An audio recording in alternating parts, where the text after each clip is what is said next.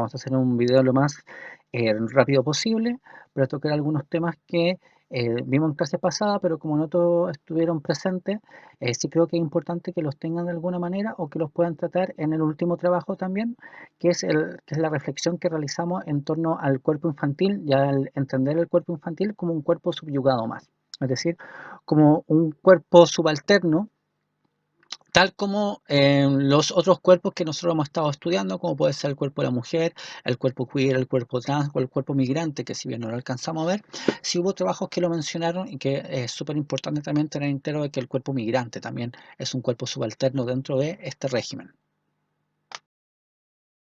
A través de las lecturas que hemos realizado, como es la lectura de Foco para Encapuchada y a través de las películas que hemos visto, podemos llegar entonces a la conclusión de que el cuerpo infantil, el cuerpo del niño, es un cuerpo subalterno, ¿ya? Es un cuerpo subyugado, es un cuerpo oprimido y es un cuerpo que es inválido desde la óptica de un orden.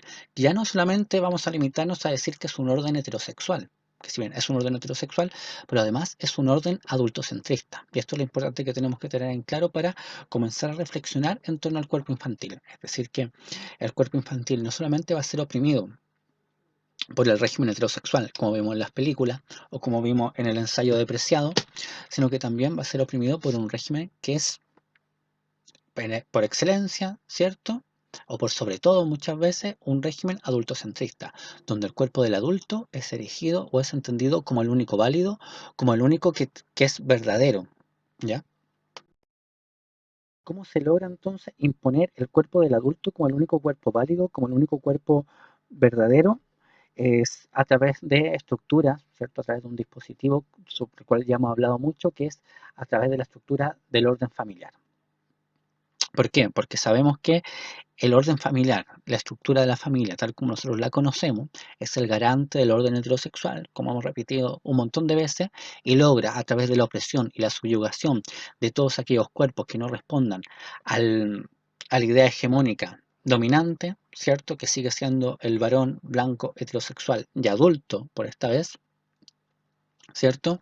Logra entonces esta estructura, que es la estructura de la familia, oprimir, ¿cierto? Desplazar a todos aquellos cuerpos que no respondan con ese ideal. Porque ese ideal, ¿cierto? Del cuerpo masculino dominante va a ser capaz entonces de ejercer poder sobre estos cuerpos, de hacer que estos cuerpos se comporten como él quiere que se comporten.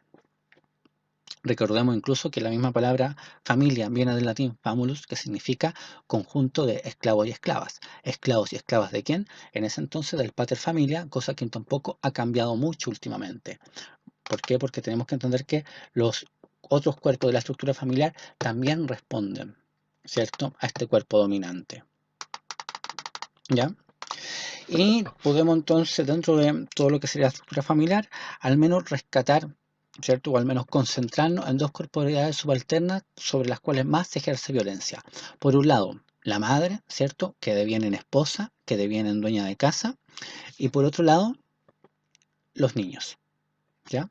Estos dos cuerpos entonces son los cuerpos sobre los cuales el pater familia, el, el cuerpo hegemónico, va a establecer los lazos de opresión, los lazos de poder, los nexos de poder, ¿cierto? Y va a intentar erigirse entonces como un cuerpo dominante que pueda hacer con estos cuerpos entonces lo que a él se le antoje.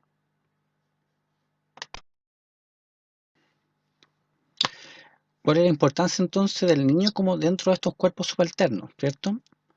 Que dentro del régimen patriarcal el niño tiene la misión de perpetuar el orden social, ¿cierto? Lleva consigo la impronta, lleva consigo la misión, por decirlo así, de ser el sujeto garante de la norma, de la imposición, de todas las obligaciones que nos ha impuesto el régimen, ¿cierto? El niño nos asegura que el régimen seguirá existiendo en otras generaciones, ¿ya? Asegura la continuidad del régimen y asegura entonces la continuidad de todos los saberes que nos han impuesto desde las cúpulas de poder, ¿ya? ¿Cómo entonces? Porque el niño, desde el régimen adultocentrista, no existe por sí solo. El niño no existe por su sola niñez.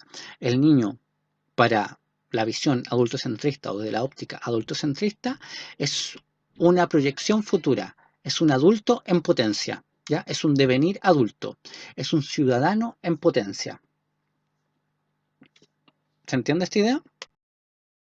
Entonces nos preocupa el niño, no en su niñez, sino que nos preocupa el niño porque es un futuro adulto, y no cualquier adulto, sino que tenemos que cuidar al niño para que se comporte, para que sea un adulto ejemplar, para que sea el adulto que el régimen necesita que sea.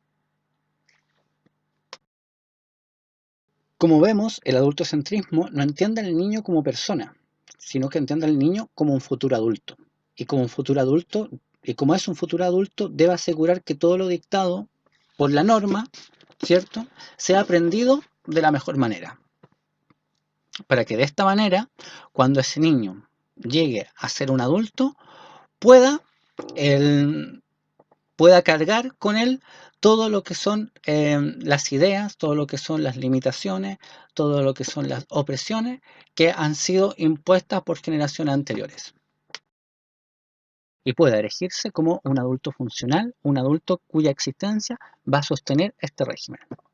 Por eso entonces, para los conservadores es importante defender al niño, porque el niño es aquel, defender al niño entre comillas, ya vimos en el texto apreciado, porque el niño es entonces quien va a continuar el régimen, quien va a perpetuar esta opresión, quien va a seguir asegurando la existencia de estos privilegios. Por eso el niño, desde su niñez, ¿cierto?, es entendido como un cuerpo moldeable, como un lienzo en blanco, incapaz de sublevarse contra el mundo de los adultos, ¿cierto?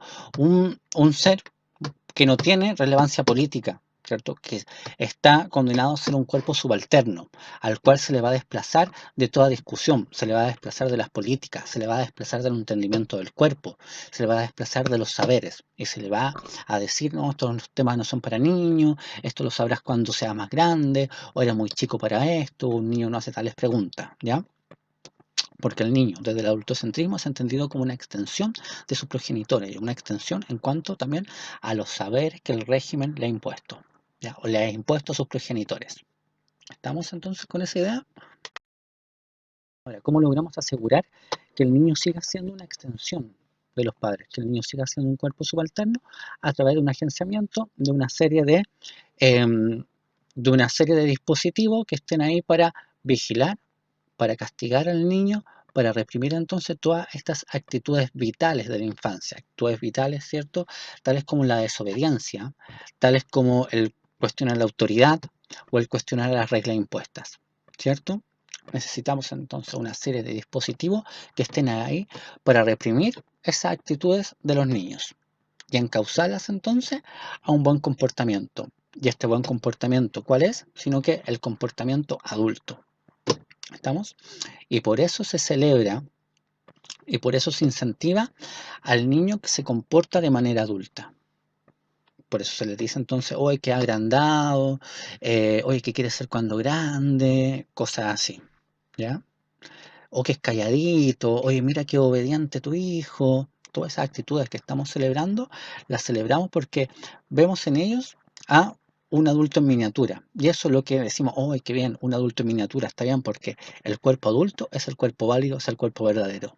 Entonces, tenemos que reprimir las actitudes infantiles por considerarlas no válidas, ¿cierto? Por considerarlas incómodas para el sistema y celebrar entonces las actitudes adultas.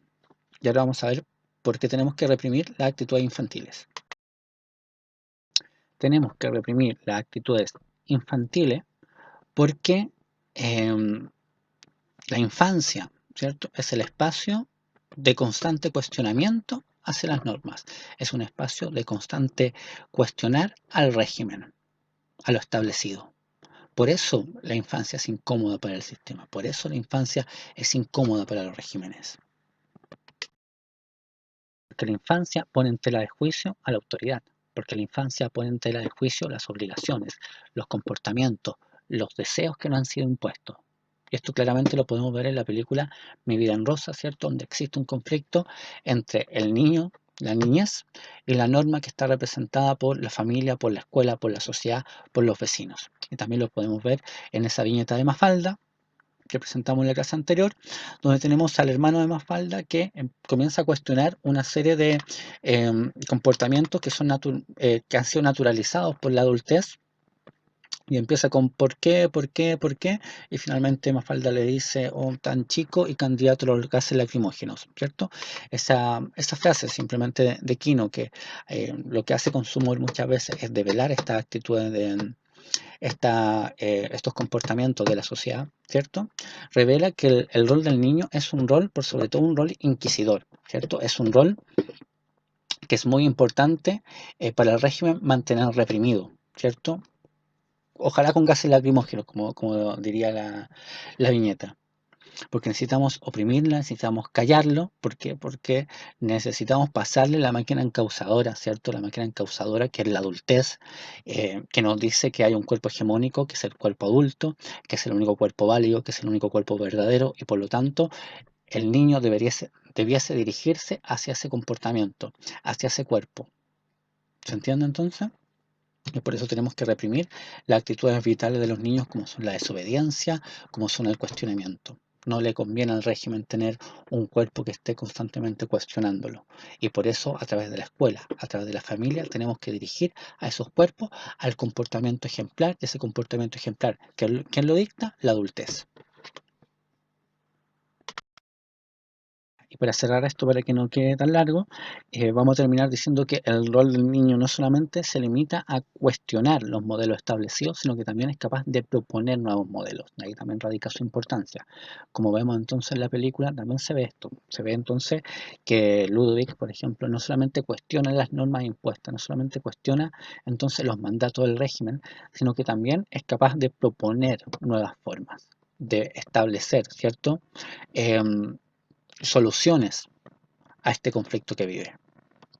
Y eso es lo que hacen también la mayoría de los niños. No solamente se limitan a cuestionar, sino que empiezan a preguntar ¿y por qué no podría ser de tal manera? ¿Y por qué no puede ser de esta forma? Que eso es aún más peligroso para un régimen. O sea, tiene un cuerpo que no solamente te está cuestionando tus imposiciones, sino que también es capaz de crear sus propias soluciones a esos conflictos, ¿cierto?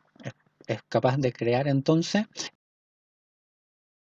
es capaz de plantear entonces nuevas formas de comprender escuela, de comprender familia, nuevas formas de entender la sexualidad, de entender los deseos.